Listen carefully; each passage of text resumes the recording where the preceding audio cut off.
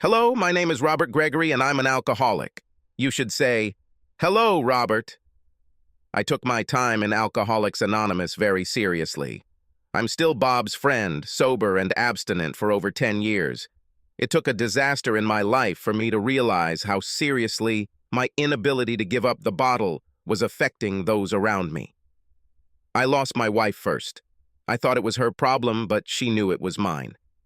My children stayed with me for a while, but when their mother decided it was time to leave, I tried to convince them that I would become a better person. You probably know I couldn't, and they left to live with Mom. I don't receive any birthdays or Father's Day cards from them. I think this message to me is that, as a father, I was a failure. I started drinking heavily when I was 36, and the company I started was making very big profits. But this drinking does not compare to when I found out about my wife's infidelity. My leadership team would join me almost every Friday afternoon at the country club to relax and blow off steam after a busy work week. We were a hybrid company, both developing software and reselling software to smaller companies that were compatible with our platform. We were typically faster than the competition, offered a quality product at a fair price, and offered the best maintenance and upgrade program in our category. Once we had all dealt with the Y2K problem, we focused on system security and integrity, as well as system redundancy, to ensure it worked day after day, minute after minute, nanosecond after nanosecond. A couple of us were nerds in school, but by the late 30s, we had certainly blossomed into loud, assertive leaders. We worked hard, partied a little, and some of us drank a lot. I was off the scale. I was born in northern Michigan, in the Upper Peninsula in Marquette in 1965. There's not much to say about the Upper Peninsula other than it's cold 6 months of the year, and probably shouldn't be considered part of Michigan since it's not adjacent to it. Drive north from Wisconsin, and you'll enter the Upper Peninsula. I was the only child of my parents, Wanda and Simon Gregory. Wanda was the principal of Marquette High School, and Simon was our town's real estate attorney in a town where real estate rarely changed hands. Somehow, Dad found a way to keep our income stable, and after high school, I went to the University of Michigan in 1983 in Ann Arbor. I couldn't use the capital "the" because people in Ohio go crazy and claim copyrights for the use of the capital "the." Well, when your mascot is a nut, that's understandable. I was an electrical engineering student, although I was leaning towards a career in computer science. A good electrical engineering student was guaranteed a good future in computer science, so I was protected. Companies were still heavily dependent on old-fashioned mainframe computers and had a hard time managing complex coding that took years to develop, was expensive to maintain, and became completely obsolete after 2 to 5 years. Universities actively followed these changes, as many of them were tested or perfected in their laboratories. We knew it was going to be huge, so after finishing my bachelor's degree and completing some technical requirements, I started focusing on software, programming, and things like system security. You can really show your age when you mention the early days of the World Wide Web and accessing sites, where you only saw lines of code or accessing some files that look the same as the file save on your computer today. If you really want to confuse young people, tell them about modem, access. At the university, I was a member of the engineering fraternity. It wasn't one of the strongest, and we didn't throw huge parties and had sex every weekend. At various times in my student life, I dated a girl I really liked.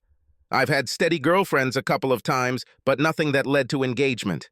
With the help of a loan from my father, I started a small company in the Chicago suburbs to provide software and services to companies that were just starting to implement PCs for their staff and learning to deal with things like email, electronic calendars, and this strange innovation called worldwide cobwebs.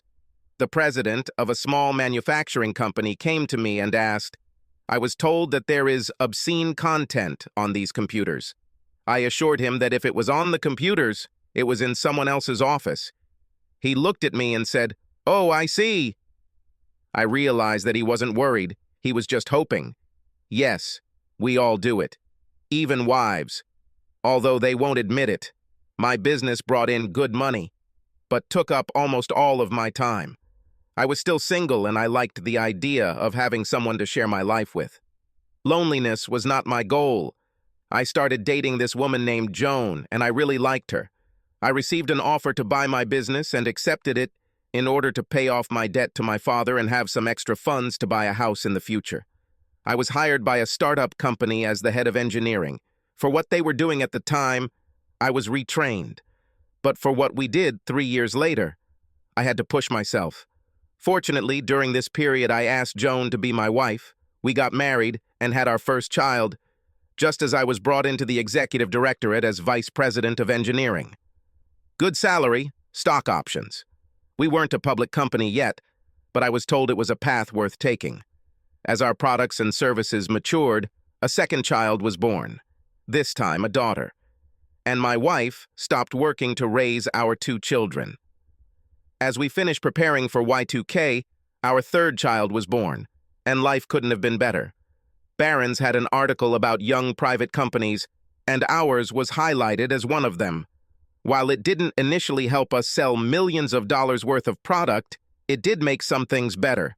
Young graduates wanted to work with us. We were inundated with applications, and although we already had some stars working for us, suddenly we became the place for the best and the brightest.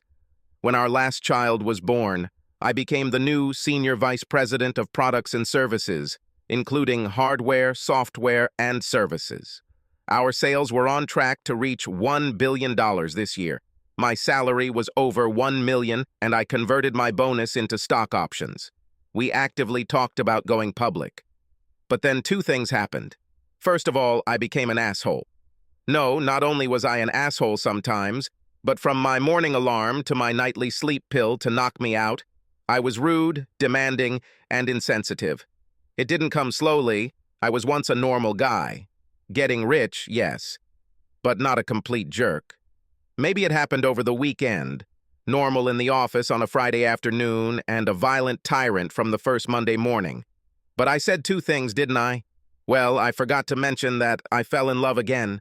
No, I was not a cheater. No, not in the sense of a cheater, but I cheated. I loved alcohol more than I loved my wife and family. It didn't matter. A great scotch, a delicious Merlot, a 70-year-old cognac, or a bad beer that had been warmed by the sun. If it had an alcohol percentage, I was in business. I knew when this new love began. It was 2 weeks after my wife returned to work.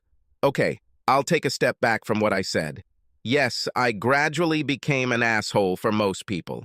Today, thinking back on this as part of my 12 steps, I became this asshole primarily to my wife. This was likely the catalyst for her returning to work. She needed real adults around her, not this immature jerk she married.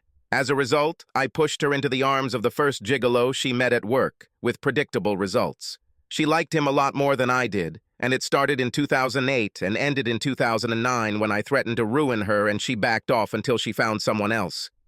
But before that, our company was sold. I had 1 million options priced at $1.50 per share. The purchasing company was publicly traded and would convert my 1 million shares into 600,000 shares of their company at $7 per share. The economy hit their shares hard, and they fell 79% from their previous high of $80 per share. Technically, I had 600,000 shares worth $16.80 minus the $7 strike price. Not a killer, but still convertible, but with no real pre-trade value. This was the $5 million nest egg I was hoping for in the future. Well, Joan hid her second affair better than her first, and it was a full-blown, real romance. At least that's what she said when she confronted me. I love him, not you. I remember this even though I was deep into 0.75 liters of Johnny Walker Black at the time. To shorten the story, her affair could not be stopped. I was drinking to excess almost every day at this point, but was still very capable of doing my job. My wife filed for divorce in 2011, accusing me of cruelty and abuse. I filed a counterclaim on the basis of multiple infidelities, and the lawyers began to act. At this point, I had already paid over $400,000 in legal bills. The company I worked for was purchased again by another, and the new company decided that I was probably surplus to requirements in their organization. They agreed to buy my options, pay out my golden parachute, and a severance package. The compensation party at that time was over $20 million, and the stock options were slightly better at $40 million. There will be a tax bite, but about $25 million went into the bank account. Did you say I was still drinking? No, only now it wasn't drinking. It was binge drinking. I was still living in Chicago when another small startup company in Cincinnati offered me an interview for a CEO position. I really didn't want this job. It would interfere with my first love, drinking. But they hired me at $4 million a year with stock options. It was an internet company, and when I finally understood why they hired me, I was ecstatic. I was their face, a person with a reputation in the industry, which might make it easier for them to go public. The .com companies caused the market crash after Y2K and again after 9/11. But that was in the past. A new parade of these companies had begun, and this was one of them. I tried to do the best job I could, but investors didn't want good work. They wanted a silent CEO. This was combined with my drinking. Now it was 2013. You would have thought I was crazy, but I still hadn't checked with my lawyer about my divorce. I put what I calculated as chilled support until they turned 18 into an escrow account with a lawyer. Little did I know, my day of reckoning was near. First, an internet company. On my desk was a check for $5 million and papers to sign. I quickly signed. I was tired of pretending. 3 months later, I was interviewed on CNBC about an alleged accounting fraud, and I pointed directly at the accounting firm and told the world that it was their fault. I just lost my future role as CEO, but damn if you can't take the joke. I took my cash reserve and started day trading. You can rack up a huge tax debt doing this, but that means you made a lot of money, and I made a lot of money. Why was I still living in Cincinnati? I liked it here. I lived in an apartment by the river. I liked the Cincinnati Bengals, such lovable losers, and the Reds. I was a Tigers fan, grew up hating the White Sox, so I couldn't root for them when I lived in Chi-Town. The Reds could have been an all-American team if they had tried a little harder. It was late 2017, and I had been away from my family for over 5 years. After the Bengals game, I decided to go to a friendly bar. He wasn't very friendly today. Some Vikings fans showed up after they trashed us on the field and decided to do the same to the fans. Fortified with enough alcohol to sterilize the COVID ward, I helped fight the crowd. I woke up in the emergency room at Cincinnati General, only to pass out again to find myself in a room with 2 residents. Good evening, Mr. Gregory. Do you know what day it is today? Of course, it's Monday, the day after the Bengals once again embarrassed themselves on the football field. I fought the Vikings fans harder than the Bengals did on the field. Very funny, Mr. Gregory. But you are not a comedian, and today is not Monday. Today is Friday, and you have spent the better part of 4 days in an alcoholic stupor. While you were oscillating between inarticulateness and coma, we were able to diagnose some of the problems you now have in life. Your blood pressure is through the roof. It's the highest I've seen in a living person during my time as a resident. Your brain scan proves that you still have a brain, but that's it. You realize that you've had at least 1 minor stroke in your life, maybe 2, but we kept you here so we can operate on one of the blood vessels in your brain that's, bleeding? It's scheduled for tomorrow with your permission. Your next drink may be your last in your life. Your heart and liver are bigger and will not stand up to such treatment, so the decision is yours. I found you on the internet. You have impressive business credentials. Where the hell have you been doing your brain work? Was it at that company that the SEC is investigating? One more insult, and I'd throw these guys out if I could only remember where I put my hands. I came out of surgery and could not be discharged as planned. Another bleeder has appeared, and I'm coming back tomorrow. I'm glad I negotiated health insurance as part of my exit package. As I was being prepared to be discharged back to my apartment, the senior resident who had joined in the exchange of insults approached me to talk. He was 35, a bit old for a resident. Mr. Gregory, may I speak to you? I stopped and turned to him. Mr. Gregory, I was you 10 years ago, very confident, one of the smartest students at Boston University School of Medicine.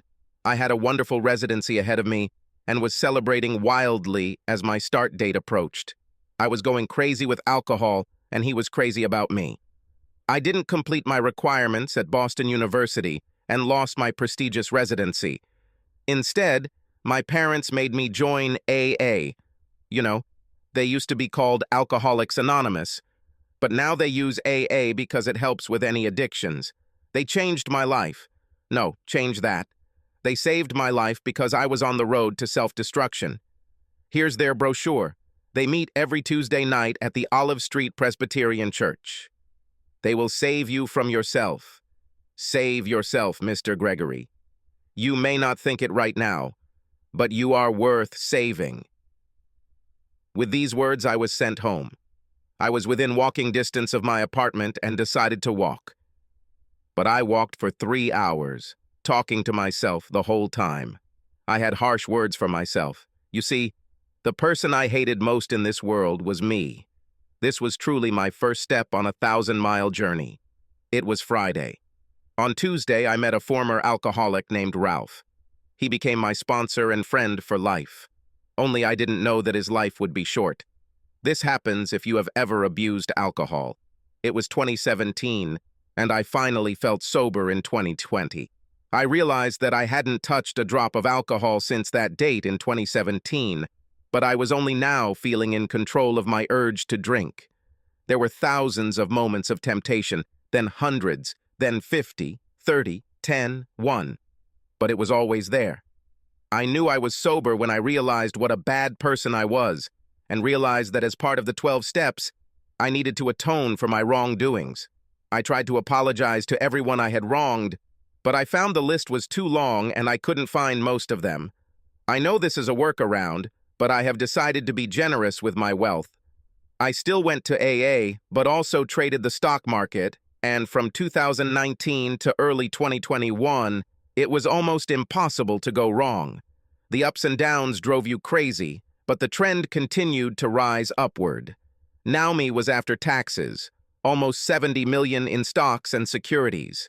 If the market had tanked like it did in 2003 or 2009, I would have been left with about 15 million, something I could live on. I gave Ralph a check for $500,000 for his church. This was a church in a poor community that had many spiritual and material needs, but no wealthy benefactor. I decided that I would be that person. When Ralph became seriously ill, I arranged for him to receive 24-hour care. When he died and no relatives could be found, I paid for his funeral and gave $1 million to his church to build a new building in memory of Ralph Sessions, one of God's wonders. I was very lonely during Ralph's illness until his death. We've talked to each other at least twice a week since I graduated from AA. Now, I wasn't just lonely. I was thirsty for a drink. You feel sick when you need to drink. The only way to feel worse is if you successfully resist. The desire becomes stronger and stronger, and if you conquer it, you can live another day. I wanted this next day and week and month and year. I had sins that needed to be corrected.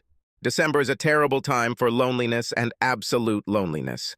I tried not to wallow in my misery, but I allowed it at this time of year. It was 3 weeks before Christmas, and I was remembering the happy days when we were still a family. 3 kids and a Christmas tree, gifts from Santa, family dinners, and the special gift I gave Joan every year. In good years, on Christmas morning, gift in hand, I would kneel next to Joan and repeat my wedding vows to her. I did it slowly, thinking deeply about every word I said. How could I let my love for her fade away? I loved her so much and I threw her away for a bottle of scotch. I sat there full of tears and I needed to get out of the apartment. I had to head out into the night, walking in the cold air despite the ongoing COVID-19 lockdown. I went out more and more due to my depression, using the hours after 10 p.m. to avoid contact with real people. That night, at the parking meter, I saw a woman, maybe a little younger than me, clearly in trouble. I knew the feeling, but she didn't look like an alcoholic. She looked like a mother who had lost her children somewhere. I stopped to talk to her. "Excuse me, are you okay?" She looked up at me. She was scared, very scared. "I'm not going to hurt you. Is there anything I can do to help?" She was shaking visibly but could not answer. "Here, let me help you up." But as I approached her, she fell to the ground.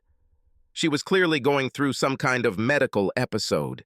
She mentioned her young children again and again.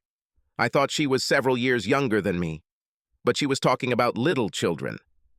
I looked at her again and realized that this was not normal, perhaps a stroke. So I called an ambulance. While waiting, I heard her say, "Peter, I'm sorry, Peter, I'm sorry." And then she lost consciousness. I heard an ambulance in the distance, and a policeman approached, concerned that I was standing over a woman who had lost consciousness. What did I do? I explained to him how I came across this woman who was clearly in medical trouble and told him that I called an ambulance, hoping that the siren in the distance was for this woman. The policeman believed me, but waited until the ambulance arrived. I heard a radio call from the ambulance. The patient was not responding. Her blood pressure was at emergency level. Suspect stroke based on lack of response. I asked where they were taking her, and they said Good Samaritan Hospital. I asked the officer where it was, and he asked if I was going there, and I said yes. "Get in my police car, I'll take you." His police car arrived at the hospital before the ambulance, and I went in with him. He pointed to a chair nearby and said, "Sit." He seemed to know the medical personnel waiting at the entrance and pointed at me, saying, "This guy found her lying in the street. He's worried, but he's not related. Let him stay here. I saw him cry for almost 10 minutes. He needs it, okay?" The ambulance unloaded outside and was quickly dragged into the treatment area on a stretcher. The proximity of Christmas surprisingly hasn't made the ER busier. She had a full team taking care of her needs. The head nurse came up to me and asked, "What's your name?" "Robert, will she be okay?" I said. "Robert, I cannot give you any information about her since, as far as I understand, you are not related. Do you know who she is or where she lives?" "No, I just saw her in trouble at 10th and Olive and went over to help. She spoke a little, but mostly indistinctly. I called an ambulance when I thought it might be a stroke." I heard the doctors come out and talk to the nurse. "She's homeless, isn't she? No insurance, no known relatives? We do not typically accept these types of cases, so please prepare to transfer her to Cincinnati General. They'll take care of her, but they just brought in accident victims in 5 cars on I-75, and they'll be busy for a few hours.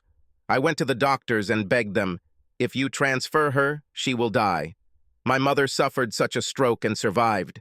They said that every minute counts, and they managed to do everything necessary. I guarantee to pay her bills. I'll even write you a check right now. Just take care of her, please. It doesn't seem right to me that her last moments on this earth should be the words of anguish that I heard. Please show mercy." The doctor called the administrator on duty. He said it was very unusual. He had never heard of a stranger agreeing to pay the medical expenses of someone who had no means of support. He asked, "How much is he willing to pay up front?" I told him, $50,000 tonight. You can contact me in the morning and I will bring more if needed. Please, this woman's life is worth saving. The administrator answered me, "Sir, all lives are worth saving." Asshole Robert came back for a second and said, "Then save her now. What are you waiting for?" The doctor got the go-ahead and said that after the MRI she would be sent for surgery. I said I'd be sitting here when the surgery was over and he could tell me how much his bill was. I sat there all night and into the early hours of the next morning, getting up only to use the toilet or grab a cup of coffee generously provided by the nurses. I was almost asleep when the ER doctor came out and said, "I know you, don't I?" I looked at it and almost said no, but then I took a closer look. "Yes, but I never knew your name. You saved my life by recommending AA to me several years ago. I thought you were crazy, but you were right. My drinking caused me to lose my family and my job, and now I'm trying to correct my mistakes because I can't find my wife and kids to apologize to them. But I can sincerely say that you saved the life of one patient who still thanks you every day." The ER nurse came over to talk to the doctor. It turned out that they were married. He was the doctor who saw our mystery woman in the treatment ward and recognized her symptoms. He had already ordered an MRI before I got involved with the receptionist. His wife told him about my day and my contribution to this woman's care. Dr. Murphy was his name, and he turned to me and said, "I go back there at least once a month. Do you still go to those meetings at First Presbyterian?" I sadly replied. No, my sponsor and best friend died 18 months ago. I have had many sad moments in my life, most of them self-inflicted, but his death hit me hard. But it also strengthened my commitment to sobriety because I made that promise to Ralph. At the request of the hospital, the police officer was asked to remove me from the emergency room. When he arrived, I saw that it was the same policeman who gave me a ride. He saw a member of the hospital security waiting next to me, expecting him to escort me outside. He approached the security guy and said something to him. He then came and sat next to me and smiled. I told the security guy to bring us coffee. I'll wait here with you until the hospital administrator arrives. I'll be here to support you. You're a good person, Robert. The world needs more like you. I know there were about 100 HIPAA rules violated during my 2-day stay, and my body odor may have rivaled that of hundreds of homeless people in the city. The surprising result was that, with the help of a couple of lawyers, the court allowed patient A to be discharged into my care. One small step for humanity, one giant leap forward for a broken man. The problem with patient A was that she was clearly not homeless. Her clothes did not resemble those of a person living on the streets. She was in good health, except for a stroke and memory loss. When she was discharged, I sat with her in the hospital room, telling her that I had agreed to give her shelter while she tried to regain her memory. I told her where I lived and that I no longer worked a real job but made money trading stocks. She will have her own bedroom and bathroom in my 3-room apartment, which can be locked from the inside. I even got my new friend, Officer Kelly, to agree to check in every day to make sure she was okay. She realized that she had no other choice and agreed to accept my help. I was warned by the doctors that her memory would be a little worse for a few days after the surgery, but that most of the lost memory would return. What was lost due to the original event is another matter. She would feel bad if it weren't for the fact that we are now 5 days before Christmas and it is snowing. She asked me if I had Christmas music. I said no, but then I remembered that my cable TV had music channels and we listened for a while. Then she started singing, and I joined her. We played through about 20 popular Christmas songs, and I realized she had a lot of memories in her brain. She will get better. I gave Miss A, as I began to call her, several gifts for Christmas. Since we didn't know where she lived, she only had the clothes she was wearing, so we went to the mall and bought her some new things that first day. We discussed going to church on Christmas, but she was afraid she would stand out. Like the Grinch, my heart grew that day, and I yearned for connections with people. Not at work, I no longer had a job. The church could be such a place, but not this Christmas. Missa was still too vulnerable mentally, but I bought her a very beautiful dress, and it was just right. She noticed something by the fireplace. I never thought I'd see the day when I'd have a Bible in my home, but all those days at church made me decide I needed one. Miss A took it and began to read Bible verses. Another victory followed another huge one. I remember teaching the Bible to children in church. My children were in my class. As I turned my head towards her to find out more, she couldn't remember what she had just said. It was frustrating for her, but rewarding for me. I knew she could handle it, just like Ralph told me on my worst day of trying to stay sober. I hadn't heard anything from the hospital about additional bills, so 2 days before New Year's, I called their collections department. I explained who I was and explained how I paid part of the bill when it was accepted. The head of the collections department called and said that I was entitled to a refund. I asked why, and he said, "Have you ever heard of the GoFundMe page on Facebook?" I replied, "What is Facebook?" "Oh, Mr. Gregory, you lived in privacy. Facebook is a social networking site. Children have been using it for years to keep track of their friends. The nurses caring for the patient told other nurses about your gesture and willingness to welcome this woman into their home. We launched a page for her. This nurse is married to one of the doctors who treated her. I heard this, and it brought joy to my broken heart. The doctor who pulled me out of the hole continued to do good. His wife was his catalyst, and people all over the world made the right choices. Not only did the GoFundMe page pay off the remaining balance of the debt, but it also covered your down payment. Don't worry, with the publicity now spreading, The hospital will be donating a lot of that money towards future care for those in need. The good deeds continue, I guess. I wondered if it was the story or people's desire to do good deeds during the holidays. That wasn't all she did. After our New Year's celebrations in my apartment and games in the New Year's Bowl, I discovered that she was rooting for the University of Oregon. Where did this come from? Oh, and I got a call from the local ABC affiliate. They wanted to interview us. I said no, but Miss A disagreed and said yes. Maybe someone could tell me who I am. She was right. We decided to give Ms. A time to recover and scheduled an interview towards the end of January. It was the 29th when the interview was conducted as the reporter arrived. I didn't want to be the center of attention. I just wanted to do the right thing. I could be no more than a voice in the background while the reporter asked Miss A questions. Other than her name and location, Miss A did great. Watching her charm the reporter and show such calmness while answering questions, I realized how easily I could fall in love with this woman.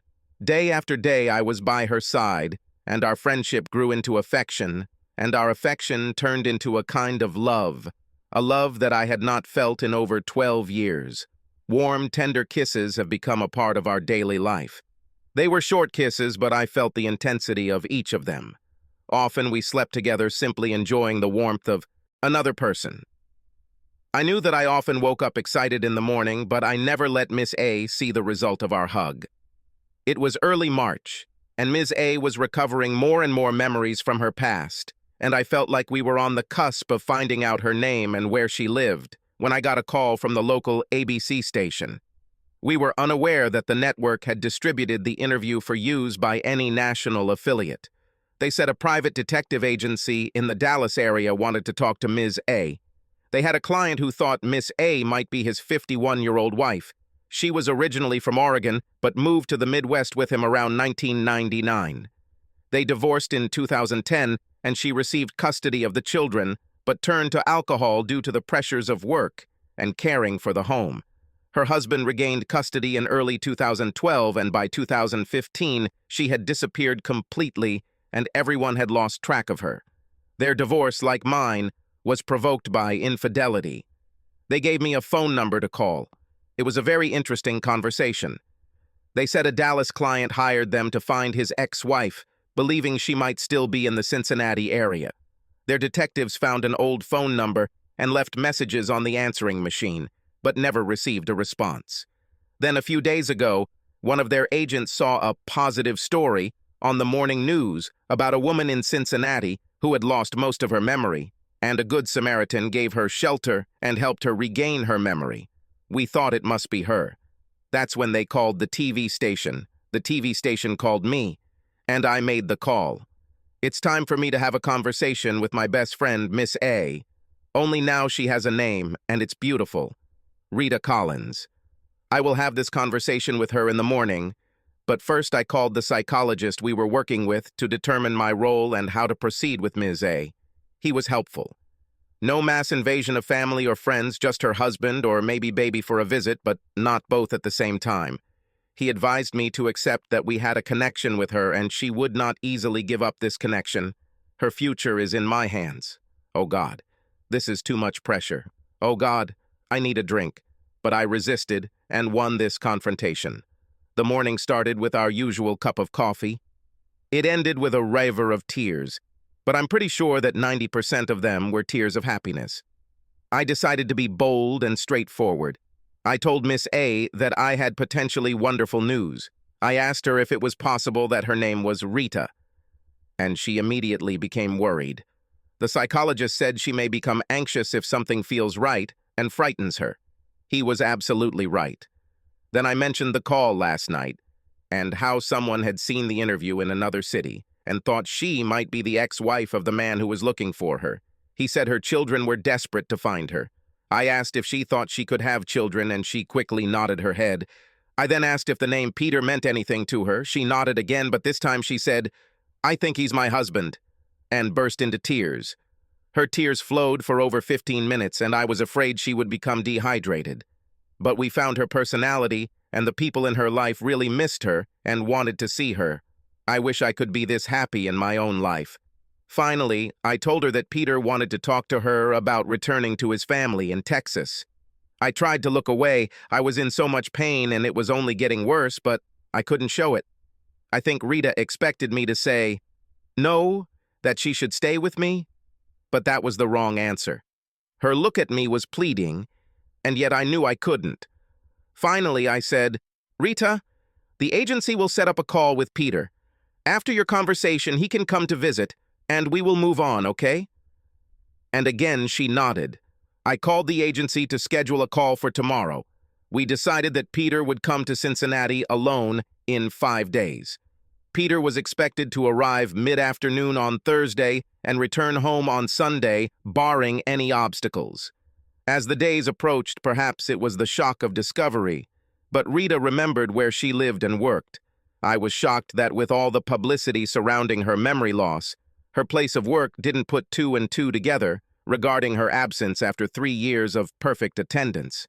How could they not have guessed that it could have been her in the newspapers and on television? Losing that job was a blessing if they thought so little of the employee. We went to her apartment and talked to the landlord.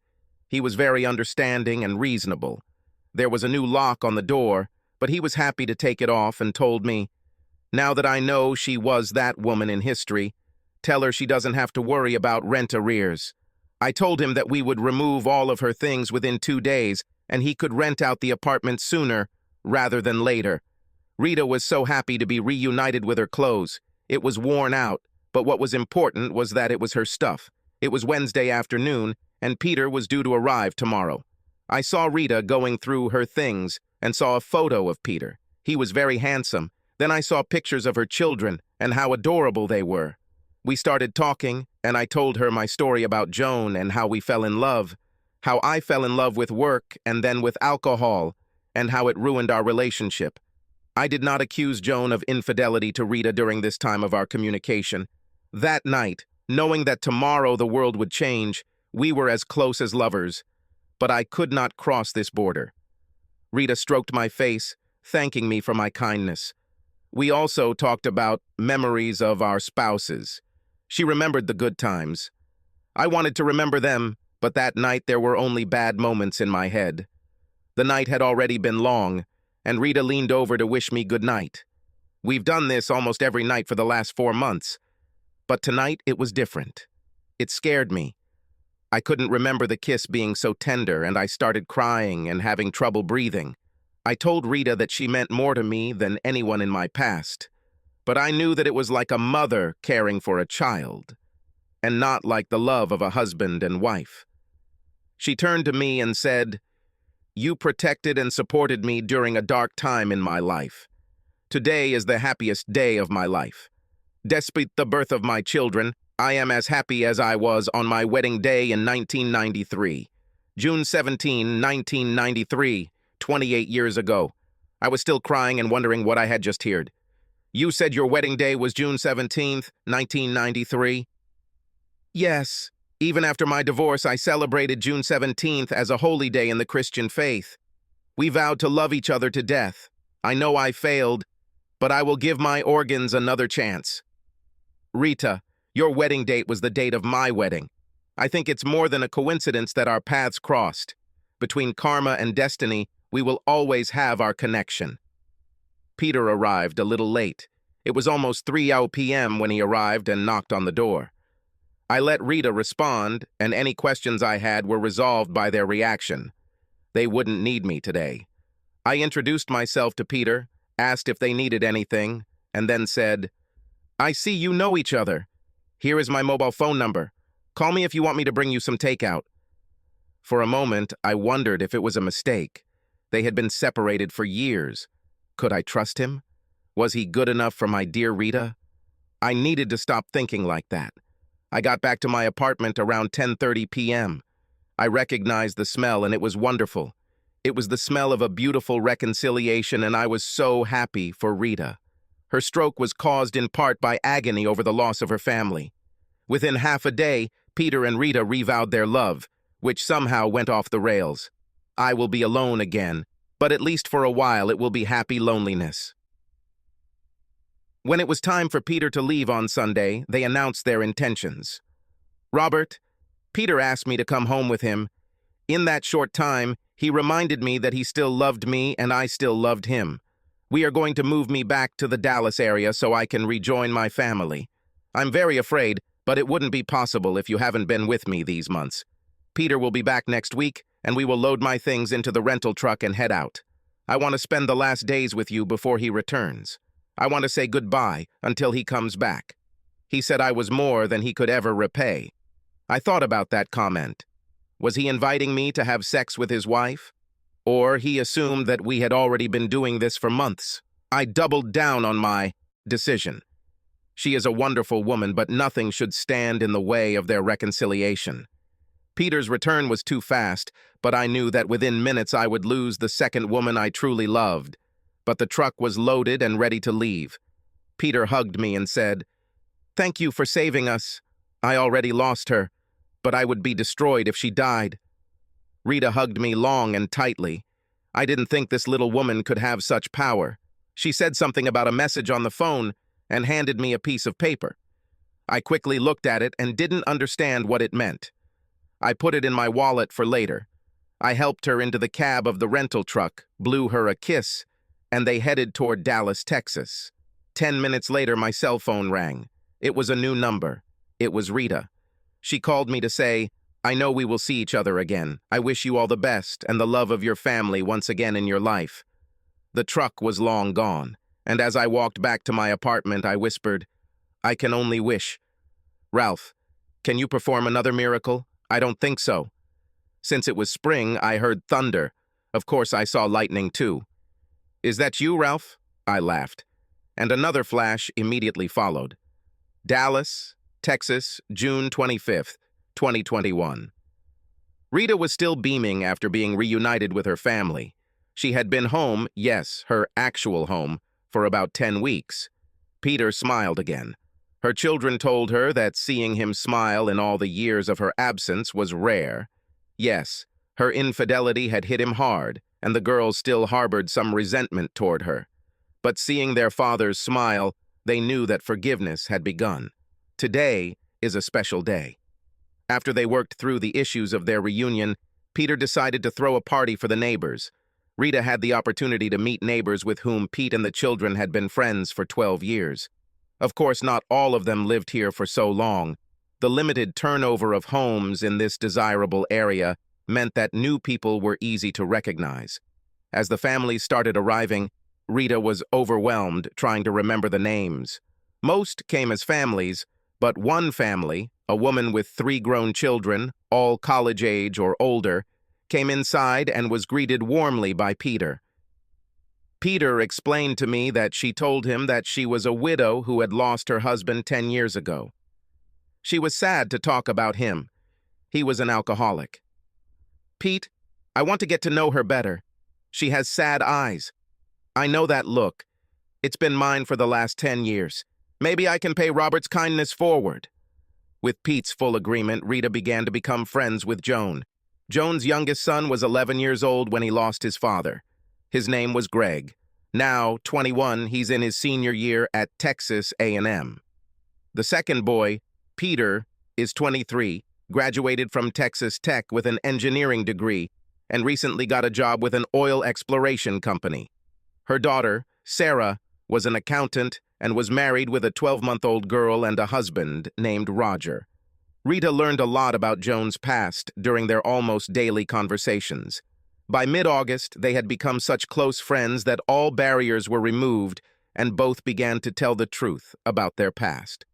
Rita explained how it was her infidelity that destroyed her bond with her kind and loving husband and, ultimately, the loss of her children. Joan could see the pain in her heart when she decided to be brutally honest about what she had done to her family. Joan, I wondered what I would say to Rita. It seems like our lives had some similarities. We both did stupid things during our marriages that cost us dearly. Rita's situation was different. Her infidelity cost her her marriage, access to her children, and a lifestyle that nearly cost her her life. How do I tell someone who has paid a heavy price that I have walked away free from sin? Could I tell Rita that I had an alcoholic husband who was verbally abusive and I was afraid for my children? Of course, this is what I first told everyone after my family fell apart. I had to admit that after moving to this new area, I simply told everyone that I was a widow, and even my children went along with it. But the other day, Rita and I started telling more truths. I decided to tell Rita the absolute truth. I had a good husband. He loved me very much and also loved the children. He started his own business, but eventually, he then sold it to a large company, receiving shares in return. His salary was excellent, so we didn't lack anything. I was 39 years old and I was stupid. I had an affair at work for almost a year. I didn't get caught, so when the opportunity came to start another one, I did it. I thought I'd never get caught until I did. Not once, but twice. My husband forgave me the first time, and I told him that I ended my relationship with that guy. I noticed that my husband began to drink a lot and spent many nights unconscious. I thought there was no need for me to end my relationship with the second guy because he wasn't himself some nights. Then he found us in our house, in our bed, and flew into a rage. Rita suggested I take a break and offered me some wine. Rita didn't touch him. She knew that her past alcoholism could always do a lot of damage. I took a sip and continued my story. When I saw my husband the next day, he had been on a 20-hour bender. I'm not sure he heard what I said clearly, but I think he understood. I screamed that he was a drunk, a bad father, and a terrible lover. He could stay, but I'll still enjoy my lover a couple of times a week. You'll be a cuckold for the rest of your life. I did it to the man I loved. Rita realized that I had pushed my husband out the door and would probably never see him again. Joan, are you really a widow or just divorced? Rita, I'm not even divorced. After that event, my lover, Ed, started complaining that the sex wasn't as good as it used to be and asked what my problem was. When I started thinking about it, I was good. No, not a good one. A great lover when she wanted to humiliate her husband. How did I become so angry? I had another affair that year. It did not bring me any satisfaction. For the last 10 years, I have lived in chastity, without desire for sex. After finishing my story, I sat there and cried, as I should have for the last 12 years. Rita promised to tell me her story tomorrow. Mine took all evening. I'm not proud of myself, but she hugged me and told me to stop hating myself. If your husband is still out there somewhere, he's probably already forgiven you. Rita. I've been trying to reach Joan for several days. Her son said she took a couple of days off from work because she wasn't feeling well. I knew why. Joan tore the tightly bandaged bandage off her body after 10 years, and it was very painful. Now, in the light of day, in the fresh air, with a little tender love and care, I hoped that I could help her regain her happiness. My Robert did this for me. He was wounded, almost mortally, but nevertheless he climbed out of the ditch, the one he created for himself, and threw himself back almost every day. But over time, he recovered himself and even admitted that he became a much better person by helping me. I never received the final amount from the hospital, but I know that at one point the cost of my treatment exceeded $100,000. It was the generosity of the people that allowed him to get his money back, but he immediately gave it back to them for future care of patients in need. I finally got through to Joan, and she said she was feeling a little better and invited my husband and I to dinner on Saturday. I said I would be glad and we could continue our conversation if she was still willing to listen to my story. Joan said, "Would your husband feel uncomfortable hearing about your past and even the time with your friend?" "Where were you then?" I replied, "In Cincinnati." And Joan said she thought her ex-husband might have lived there for a while after their divorce. I laughed and said that Cincinnati was the most boring city you will ever find. Wonderful, boring people. Most of them will do anything for you. Oh, and Joan, my time with my friend was very special, but we were never intimate. I felt the urge, but he was so focused on me regaining memories of my past and identity that we kissed like brother and sister, but never the way I did with my husband before I lost my way. When Peter came to his apartment that day to reconnect with me, my friend did everything right. By nightfall, Peter and I made love like newlyweds. It was the most exciting day of my life. After dinner, my husband went to babysit Joan's youngest son. He was in his senior year at Texas A&M, and football season had already begun in Texas, and here we even treat high school football as a must-see event. Joan and I were sitting in her dining room just chatting after the dishes had been put away. Joan, we seemed to have had almost parallel lives.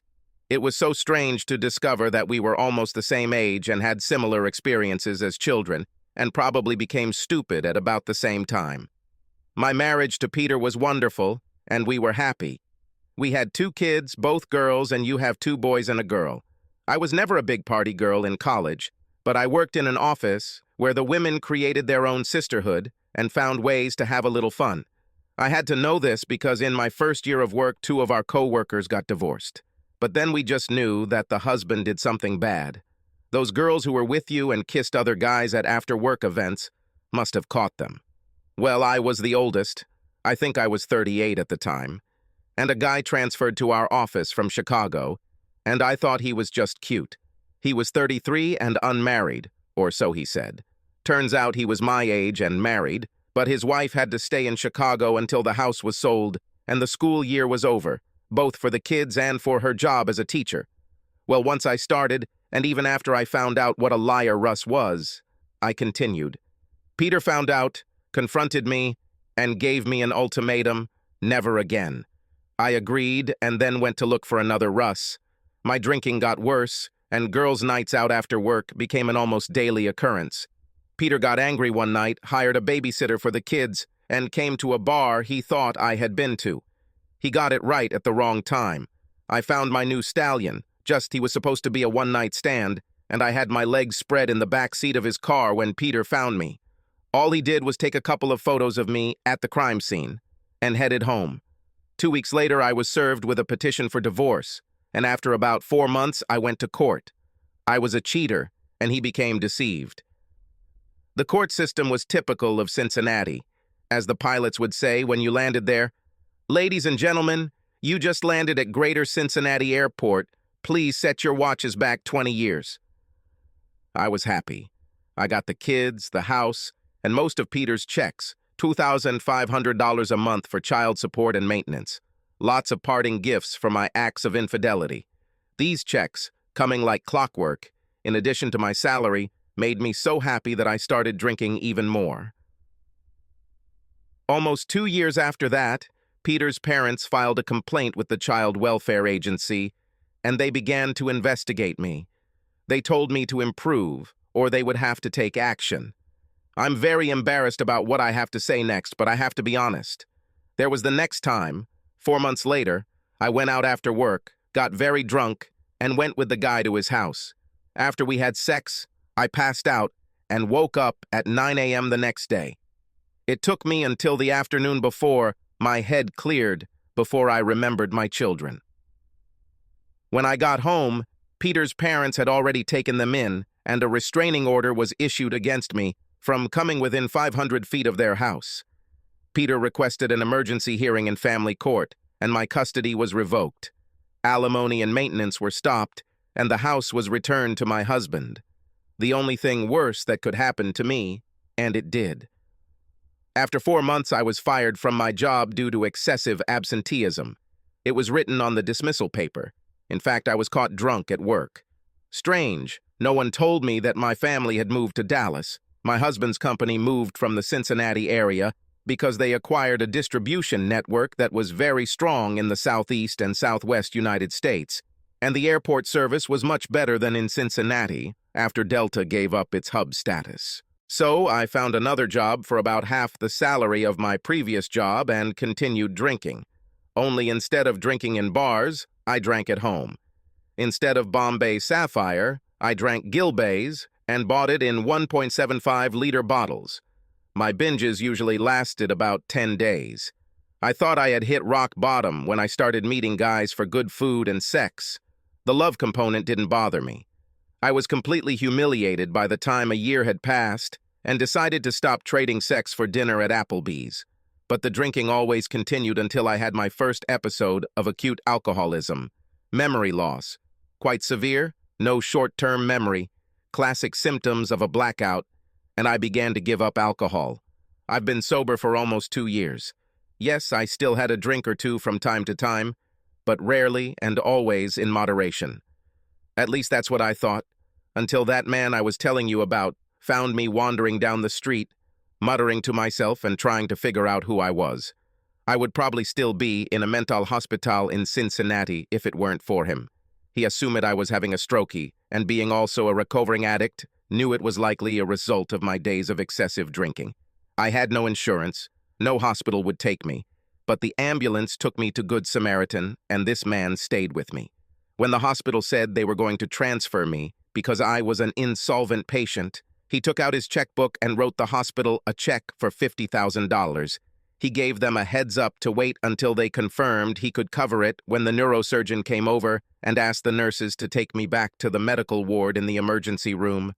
2 hours later, they discovered a leak in my brain, possibly due to excessive drinking, but if it wasn't treated quickly, I could become another vegetable in Ohio State's hopeless ward. I didn't recover quickly, but my special friend was with me every step of the way. He even welcomed me into his home, a beautiful condo overlooking the Ohio River. It was the most beautiful place I've ever seen. I cooked and cleaned with him. He retired after selling his business and then liquidating his shares when the stock price soared. He did charity work in gratitude for AA's help in regaining his sobriety and several charities in downtown Cincinnati that cared for the homeless and those who could not get enough food each month. We did it together when I was able, and after a few weeks, some of my memories returned. At this stage, I asked him if I could sleep with him for comfort and warmth. It was a bitter winter in Cincinnati, and one evening we returned from the soup kitchen, frozen to the bone. We both agreed that we were broken and a sexual relationship would be wrong, maybe later, but not now.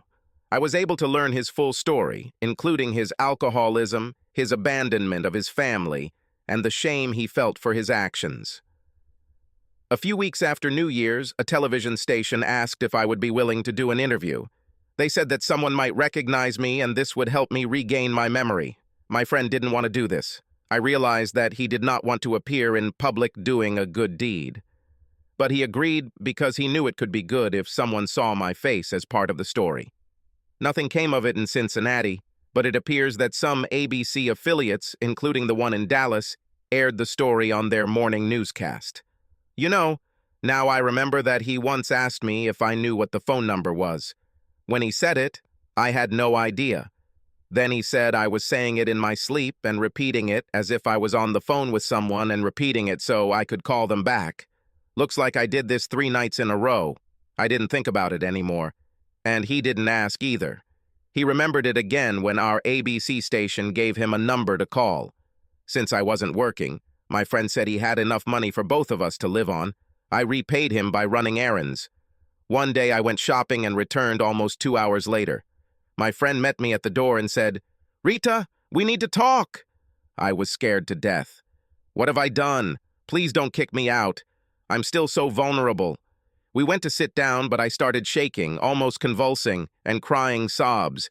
He reached out to comfort me and assured me that nothing bad had happened, but that he had something important to tell. That number, Rita, the one you kept repeating in your sleep, was the number of a detective agency in Dallas. They are working for a client from there who is looking for Rita Collins. Your maiden name was Scott. Is that you? They said they once called your answering machine and left a message. In the dream, you remembered this number because they asked you to call them back. My memory returned, but it was unstable. I suspected Collins was my married name, but Scott. Something from my past flashed into my mind. I saw a man. Yes, it was. My father and my mother was calling him, "Scotty, go get Rita and come to dinner." Yes, I was Scott. Mom called my dad Scotty.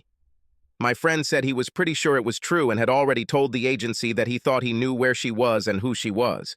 He told me, "Your husband and children are looking for you. They hoped you're still alive and assumed you were still in Cincinnati, so that was a good guess. Rita, they want to come see you. They want you back. Home with them." It turned out that Peter had hired a private detective agency to find me. and one of their agents saw the story on the news. They called our station in Cincinnati, then called my friend, and he set up my first conversation with Peter in almost 10 years. Now I'm back in my family's life, but I think about my friend every day. He's so lonely. I wish him a happy life, just like mine now. I cried all night. Oh my God. What can I say to them to make them love me again? But even worse at that moment, how can I leave my good friend, this person whom I love? I love him very much and cannot leave him. He is still looking for solace in his life. That night we talked until the early morning hours of the next day. He asked me about the happiest days of my life. Remember, my memory was still weak, but I gave the birth dates of my 2 children, and then June 17th, 1993, 28 years ago. It was the day I married Peter, and I remembered how happy I was that day, especially now that he wanted to start our lives over again. I noticed that Joan suddenly became very quiet and sad, but she continued. You know what's most amazing about that date? It was also my friend Robert's wedding date. The day, month, and year exactly. Can you imagine? Joan, Joan, Joan! Talk to me, Joan! She fell to the floor and lost consciousness. I called an ambulance. By the time they arrived, Joan had regained consciousness. The team checked her vital signs and said there was no need for transport. Perhaps she was dehydrated. I gave her water to drink and hugged her tenderly as the tears were still flowing. She began to speak, but I could not understand her words. It must be him. It must be him. Oh, please, God, let it be him. Your friend Robert has the same wedding date as you and I. It must be my Robert. You call his friend. His name is Robert. Yes, yes. It's impossible for all 3 of us to have the same wedding date. Well, it probably could be, but it's borderline impossible. Rita, can I talk to him? I need to talk to him. We are still married. I was so ashamed of my behavior that I could not do this with a good man. He was almost perfect until he found out about my 2 scams and started drinking heavily when I began to humiliate him with my behavior. Oh God, what have I done? What have I done? I'm so ashamed. Joan, one evening when Robert and I were talking, I told him how much I wanted to apologize to my husband, even though I couldn't remember his name at the time. He told me about his experience at AA and how he needed to talk to you and your children to apologize for my behavior. This is what I want more than anything in life, he said. I can die in peace if I finish this, the last stage of my 12-step program. Then I asked him if he was also ready to forgive you. His answer was, I have already forgiven her completely. There is no more room in my heart and soul for hatred or mistrust. Joan called each of her children that night, just as I called Peter. Peter couldn't believe he lived 2 blocks away from a woman married to the man who saved his wife. After Joan explained Robert's schedule for each day, we scheduled a call from Joan's house for the following night. Robert typically watched the news at 11 p.m. before bed, and the time difference in Dallas was an hour earlier. So we planned to call around 10 p.m. Dallas time, when he was rested and ready for bed. Robert. I was left alone again for the 5 months that followed. This time my loneliness was different. I was optimistic that my life was getting better. I remembered what Ralph had promised me in my dreams, so I laughed. He never broke a promise in his life after he regained his sobriety. I couldn't believe I was talking to myself again and again, wondering what changes I could make in my life. In the grand scheme of time, I didn't have much time to think. Friday was a very busy day at the soup kitchen, so I got home later than usual. I couldn't wait to put my phone on the nightstand, change into my pajamas, and make a cup of hot chocolate, one of my few remaining vices after I got sober. I walked out of the kitchen, and my phone started ringing. Most nights I'd just leave it on voicemail, but damn, today I answered, "Hello?" It was quiet from the other end. I was ready to press the red button when I heard a voice. "Dad, is that you? I can't believe we found you. Greg, oh my God. Greg, how are you? It's so nice to hear your voice. Where are you? I miss you and your brother and sister. Are you married? Do you have children? Can you come see me? Oh God, I missed my family, even Joan. I'm so sorry, I was such a terrible person," I cried hysterically. I didn't think I could continue. "Dad, Mom is here with me. She needs to talk to you. Don't hang up on us. Please don't hang up on us again. Robert, are you still here? I would tie Joan's voice through, even if it sounded quiet in the noisy subway car. Yes, I'm here, Joan. I'm so sorry for the person I was, and I'm so sorry for destroying our family. That's what I was trying to tell you when I called. That was 10, 11 years ago. That means that I have truly completed the 12 steps of atonement. Robert, no need to apologize. I destroyed our family with my scams. Yes, there were more than one. I feel terrible for what I put you through. It was my actions that made you resort to the bottle, but I never stopped loving you. Robert, you should know, I never divorced you. We're still married, and I still love you very much. It hurts. I didn't know what to think. This miserable image of a man being forgiven by the family he abandoned for a few liters of scotch and bourbon. Robert, I have to tell you a surprising but true story that happened last week. We have lived in this area of Dallas for almost 6 years, and one of our neighbors is divorced and has 2 children, and his situation was similar to ours. He was trying to find his ex-wife so she could return to her family. Apparently, there was an online story in Cincinnati about a woman who couldn't remember her identity. The story was about her and her struggle, and the kindness of the man who helped her restore his memory and ultimately provided him with the information to reunite with his wife. You know Rita. She's here with her husband Peter and their children. I became friends with her.